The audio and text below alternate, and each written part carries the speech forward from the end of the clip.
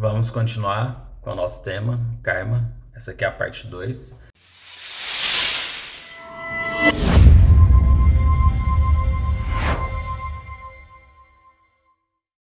E aí, como eu disse no vídeo anterior, karma é ação, trabalho, independentemente do nível que se dá isso, seja a nível denso ou a nível sutil. Então, a gente aprofundando mais nesse sentido, vamos partir do princípio de informações, conhecimentos que a revelação cósmica nos traz. Que no início, antes de existir esse universo, melhor dizendo, essa realidade que estamos inseridos, existe uma consciência, um ser que teve uma ideia de realizar algo, de criar algo. Ou seja, a nível sutil, esse ser, ele pensou, elaborou, idealizou alguma coisa.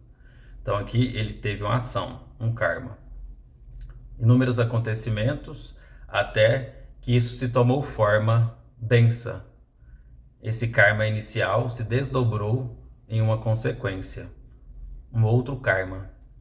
E tudo foi acontecendo. Dentro de bilhões de anos transcorridos, aqui estamos, com todas as leis cósmicas no âmbito interno do nosso universo, o funcionamento dos planetas, das órbitas, das galáxias, de tudo que a gente pode imaginar, até chegar aqui no nosso planeta Terra, nós habitando um corpo humano, seguindo todos os ditames que a lei biológica nos impõe, de vestir um corpo de carne. Entende? Eu fiz aqui essa coisa bem simplista de falar bem rápido, mas quando a gente for pensar, observar o quão complexo é isso é karma. Isso é karma.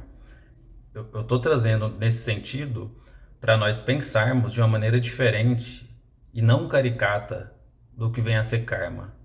Karma, ele não só existe no sentido de eu fiz tal coisa em uma vida passada, o meu eu espiritual, meu espírito teve a encarnação e ele roubou muita gente, roubou dinheiro e hoje eu tenho dificuldade financeira e isso é karma. Isso também pode ser um karma.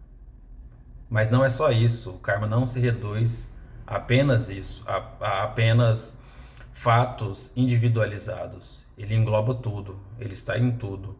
Tudo que está acontecendo é karma, até que ele seja interrompido e seja criado um outro karma, de uma maneira diferente, de uma maneira dignificada, se é que podemos dizer.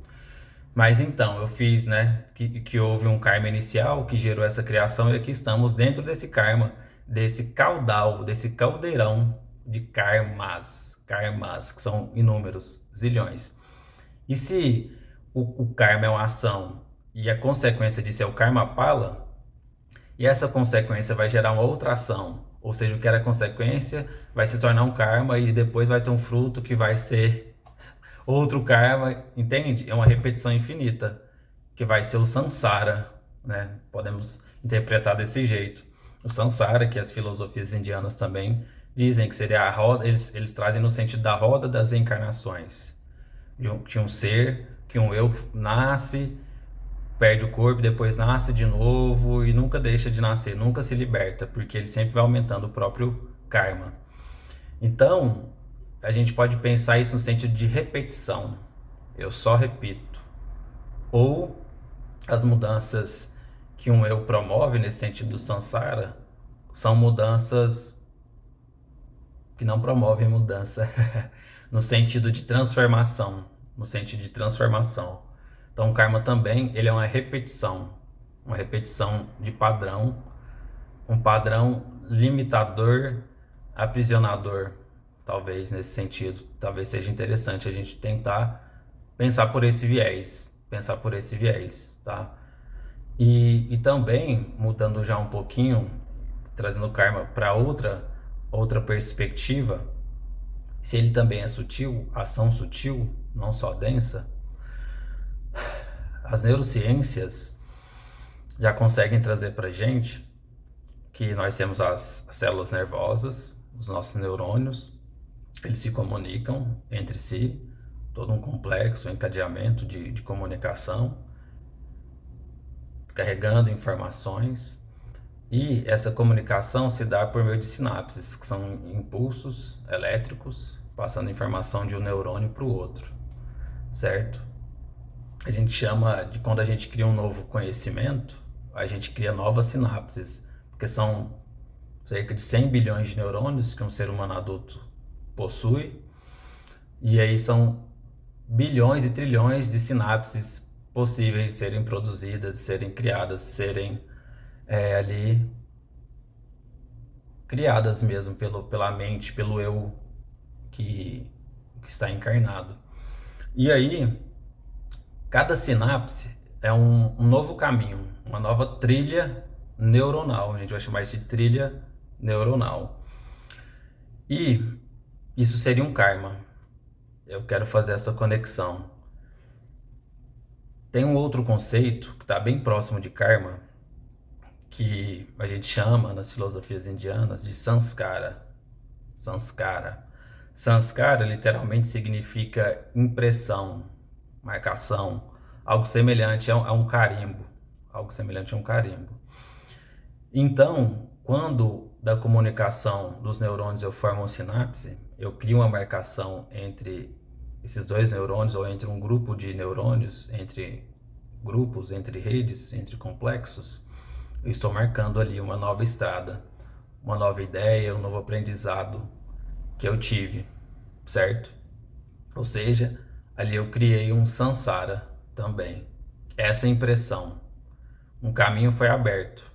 A semelhança entrar em uma mata fechada. Eu tenho que abrir uma campina, abrir um trilheiro.